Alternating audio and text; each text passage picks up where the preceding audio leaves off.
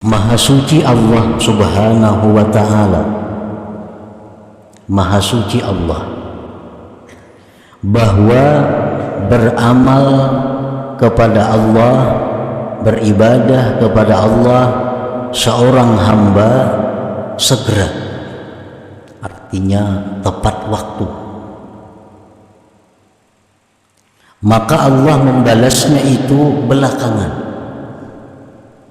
Itu mustahil bagi Allah demikian. Artinya Allah menyuruh kita sembahyang tepat waktu, puasa tepat waktu, zakat tepat waktu.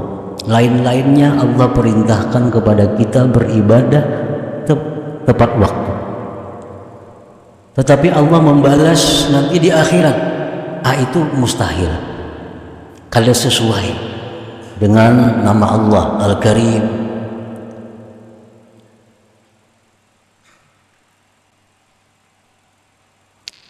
sebagaimana dalam agama kita Allah memerintahkan lewat hadis Rasulullah SAW bahwasanya kita diperintah untuk membayar upah buruh sebelum kering keringat mereka, tuh kan? Kita diperintahkan untuk membayar upah buruh sebelum kering keringat mereka. Artinya begitu mereka selesai langsung dibayar. Nah, itu perintah kepada orang-orang yang mengambil upah buruh. Nah, mana mungkin Allah menyuruh kita beramal, sembahyang, puasa dan lainnya, balasannya nanti di akhirat.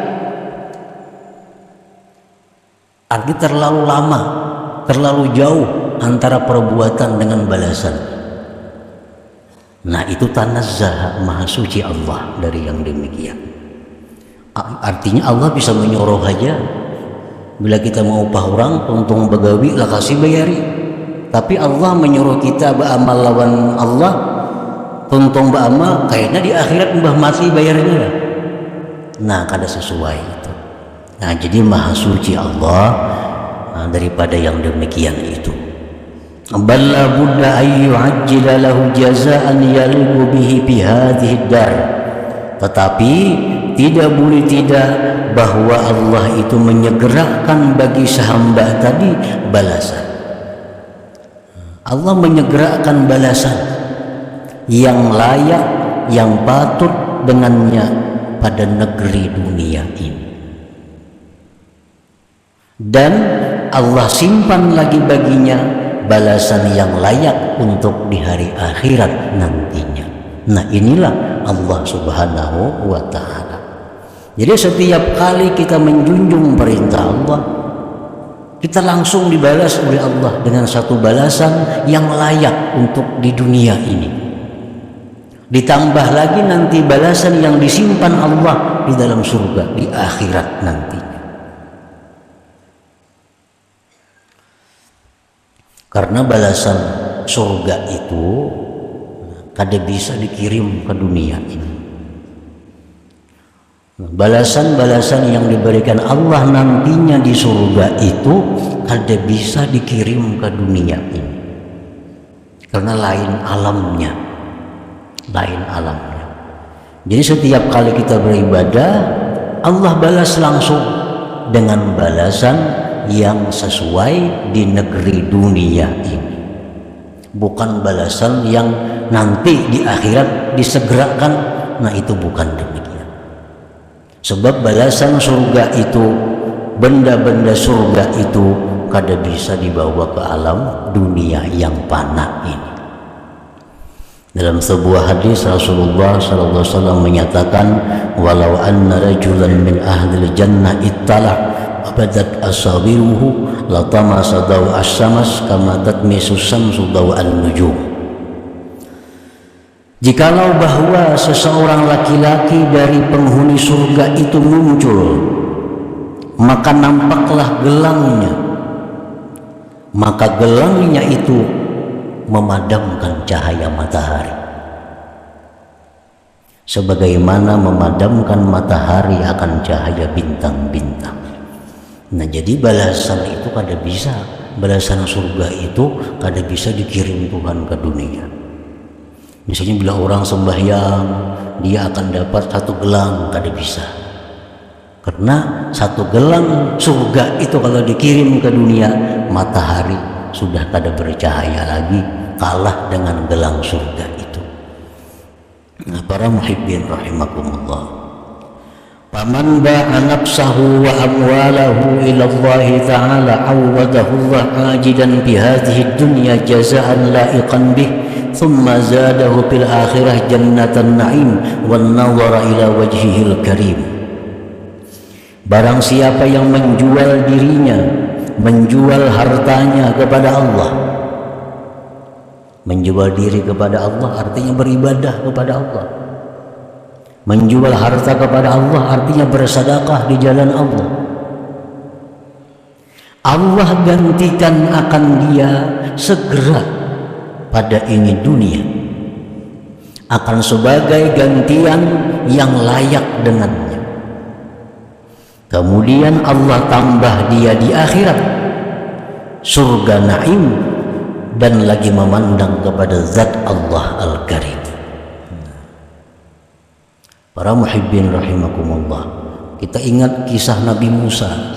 Nabi Musa hendak minta kepada Allah melihat Tuhan.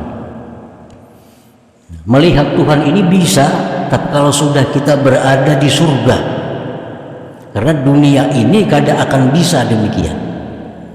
Nah, suatu hari Nabi Musa ini minta untuk melihat Allah. Maka Allah mengeluarkan cahayanya sebesar kuku. Allah keluarkan cahaya, maka hancurlah itu gunung Tursina. Apalagi Allah itu muncul ke alam, hanya cahaya yang muncul sudah hancur berantakan gunung. Nah, jadi balasan-balasan di akhirat, balasan-balasan surga itu kada akan bisa diberikan Allah selama kita hidup dalam dunia. Tetapi Allah tetap memberi balasan kepada kita bila kita beramal dengan balasan yang sesuai, yang layak, yang kita butuhkan, yang kita perlukan di dalam dunia ini. Nah, para muhibbin rahimakumullah, anwa'u jazaillahil 'amilin al-mu'minin al-mukhlisin fi hadhihi dunya allaiki bihim. Macam-macam balasan Allah bagi orang yang beramal, yang beriman, yang mukhlis pada ini dunia, yang layak dengannya. Apa-apa balasannya yang diberikan Allah kepada orang yang beramal di dalam dunia ini? Apa rupanya balasan yang layak untuk di dunia ini? Nah, jaza anwa'u jazaillah lil 'amilin al-mu'minin al-mukhlisin. Macam-macam balasan Allah bagi orang yang beramal. Orang yang beramal ini syaratnya orang yang beriman.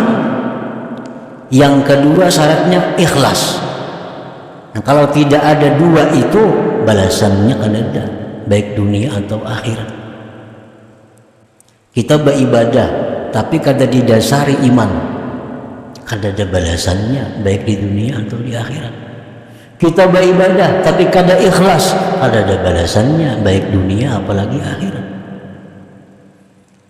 Kita lihat hadis-hadis Rasulullah, man shama ramadhana imanan wahtisaban. Barang siapa puasa bulan Ramadan, hal keadaan dia beriman, hal keadaan dia ikhlas. Ada lagi hadis, man qama Ramadan, siapa yang beribadah pada bulan puasa imanan wahtisaba, iman dan ikhlas. Itu kuncinya seluruh amal perbuatan, iman dan ikhlas. Kalau dua itu kada ada, amal kada berarti. Orang munafik mereka beramal, sembahyang berjamaah, bayar zakat. Orang munafik berperang 4 jua, tapi mereka kada ada balasan. Bahkan Allah menyatakan innal munafikin bidarkil asfal min jahannam. Orang munafik itu di dasar yang paling bawah dari jahannam. maka mereka sembahyang puasa. Kenapa? Karena mereka sembahyang puasa tanpa didasari iman. Tanpa didasari iman, mereka hanya ikut sembahyang agar bisa disebut orang sembahyang. Mereka ikut berjuang fisabilillah agar selamat daripada celaan orang. Tanpa didasari iman dan keikhlasan. Jadi balasan ibadah di dunia dan di akhirat itu terkait dengan iman dan ikhlas. Macam-macam balasan Allah yang patut diberikan di dalam dunia ini. Pertama, al-hayatut thayyibah, kehidupan yang baik. Allah berfirman, man amila salihan min zakarin aw untha wa huwa mu'min falanuhyiyannahu hayatan thayyibah. Barang siapa yang beramal saleh, laki-laki atau perempuan, dan dia beriman, kami berikan dia kehidupan yang baik. Nah, kehidupan yang baik itu adalah balasan yang disegerakan Allah di dalam dunia ini kepada orang-orang yang beribadah kepada Allah. Apa kehidupan yang baik itu? Bagaimana kehidupan ini disebut baik? Para ahli tafsir menyatakan 5 hal.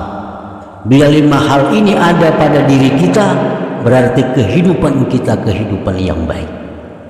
Pertama, ar-rizqul halalut thayyib, rezeki yang halal yang baik. Orang yang beramal ibadah dalam dunia akan diberi Allah balasan segera dalam dunia pula. Balasan yang pertama adalah rezeki yang halal yang baik. Rezeki itu halal baik. Sebab ada rezeki yang halal tapi tidak baik. Ada rezeki yang halal tapi tidak baik. Contohnya, orang bekerja pekerjaan yang halal, misal bertani, beternak. Tetapi dalam bertani, beternak, mereka meninggalkan keperduan mereka. Sembahyang kada sempat, beribadah ini kada sempat karena kesibukan dalam pertaniannya dan peternakannya atau perdagangannya. Padahal hasil bertani itu halal, beternak itu halal, berdagang itu halal, tapi tidak baik. Kenapa? Karena dalam melaksanakannya mereka melalaikan perintah Allah Subhanahu wa Ta'ala. Halal tapi tidak baik. Yang kedua, yang halal tidak baik adalah harta yang baik yang halal, harta halal, dagang contohnya tadi, bertani, beternak. Tetapi keuntungan hasilnya itu mereka gunakan untuk maksiat kepada Allah. Nah, ini halal tapi tidak baik. Kalau rezeki yang halal yang baik itu harta yang didapat yang halal dengan tanpa melalaikan perintah Allah dan tanpa menggunakannya di jalan yang tidak diridai Allah, maka itu rezeki al-halalut thayyib, yang halal lagi baik. Nah, bila kita beribadah kepada Allah Subhanahu wa Ta'ala, maka balasan yang segera dikirim Allah adalah rezeki yang halal baik. Yang kedua yang termasuk dalam kehidupan baik itu adalah al-qanaah. Al-qanaah, lawanannya tamak, lawannya tamak. Dia sudah dapat rezeki yang halal dan baik, dan dia merasa cukup dengan rezeki. Merasa cukup ini halal. Karena orang tamak itu hidupnya kada baik. Orang tamak itu hidupnya kada nyaman. Orang tamak itu hidupnya susah. Hidup ini akan senang, hidup ini akan bahagia bila ada qanaah di dalamnya. Qanaah artinya merasa cukup dengan apa yang diberikan oleh Allah, tanpa menghendaki yang lain-lain yang bukan miliknya, yang bukan milik. Yang ketiga, at-taufiq lit-ta'ah, diberi kemudahan untuk taat kepada Allah. Ini balasan ibadah. Yang keempat, halawatul ibadah, manisnya ibadah, nikmat dalam beribadah. Yang kelima, al-ma'rifatu billah, ma'rifat dengan Allah. Nah, ini yang dimaksud dengan hayatan thayyibah, kehidupan yang baik itu. Jadi kehidupan yang baik yang diberikan Allah di dalam dunia kepada orang yang beramal beribadah, yang kehidupan yang baik itu mencakup satu, rezeki yang halal baik, dua, qanaah, tiga, mudah berbuat taat, yang ketiga, manis lezat dalam melaksanakan taat, yang kelima, makrifat kepada Allah. Nah, ini balasan yang segera dikirim oleh Allah ke alam dunia ini bagi orang yang beramal kebaikan dalam keadaan beriman dan ikhlas tadi. Nah, wa minha, dan setengahnya lagi balasan yang layak yang dikirim Allah kepada orang-orang yang beribadah dalam dunia. Al-makhraj minasyada'id, keluar, ada jalan keluar dari setiap kali kesulitan-kesulitan. Orang yang ahli ibadat itu hidupnya tidak akan menemui kesulitan-kesulitan, melainkan ada jalan keluarnya. Nah, ini balasan yang dikirim Allah yang segera kepada orang yang ahli ibadat itu. Hidupnya ada susah, tapi pasti ada jalan keluarnya. Kada ada buntu, pasti ada jalan keluar. Allah Subhanahu wa ta'ala berfirman, wa may yattaqillaha yaj'al lahu makhraja wa yarzuqhu min haitsu la yahtasib. Siapa yang takwa kepada Allah, artinya menjunjung perintah Allah, menjauhi larangan Allah, Allah jadikan baginya jalan keluar dari setiap kesulitan, dan Allah berikan dia rezeki yang tidak terduga-duga.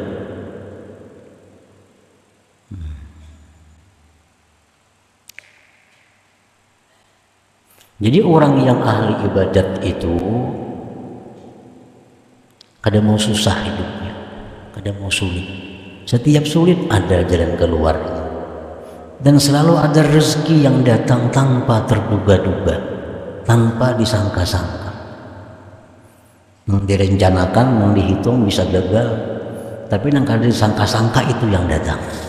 Nah, ini balasan Allah yang disegerakan kepada orang yang taat kepada Allah. Para muhibbin rahimakumullah. Wa minha, dan setengah lagi balasan yang layak, yang patut, yang bisa diberikan Allah ke alam dunia bagi orang-orang yang taat kepada Allah, al-yusru fil umur, kemudahan dalam segala perkara. Orang yang selalu taat kepada Allah, dia mendapat selalu mudah, mendapat selalu kemudahan dalam hal-hal apapun. Karena ada sulitnya, apapun yang dihadapinya mudah. Karena Allah sudah menjamin ini, Allah akan memberikan kemudahan bila orang itu takwa kepada Allah. Wa may yattaqillah yaj'al lahu min amrihi yusra. Barang siapa yang takwa kepada Allah, Allah jadikan perkara orang itu mudah. Apa aja baginya mudah, hendak apa aja mudah, di mana aja mudah. Nah, itu memang balasan Allah yang disegerakan di alam dunia ini kepada orang-orang yang takwa kepada Allah Subhanahu wa ta'ala.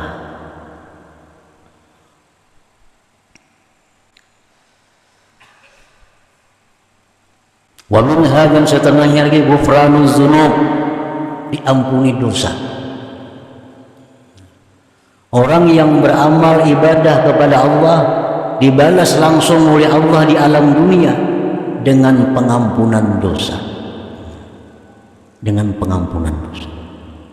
Ini balasan yang layak yang dikirim Allah ke alam dunia ini. Wa may yattaqillah yukaffir anhu sayyi'atih. Allah berfirman, barang siapa yang takwa kepada Allah, maka Allah akan hapus dosa-dosanya. Nah, para muhibbin rahimakumullah, jadi Allah subhanahu wa ta'ala itu artinya kada mau menyuruh kita bekerja, menyuruh kita beramal, tapi balasannya kena imbah mati aja kada mau itu. Langsung dikirim Allah balasannya di dunia ini juga, tapi balasan yang layak untuk inya di dalam dunia ini, bukan balasan dikirim berupa barang-barang surga kada, atau dikirim bidadari ke dalam dunia, kada mungkin itu, kada mungkin. Kalau dikirim bidadari ke alam dunia ini, maka perempuan-perempuan dunia tidak akan laku lagi selama-lamanya.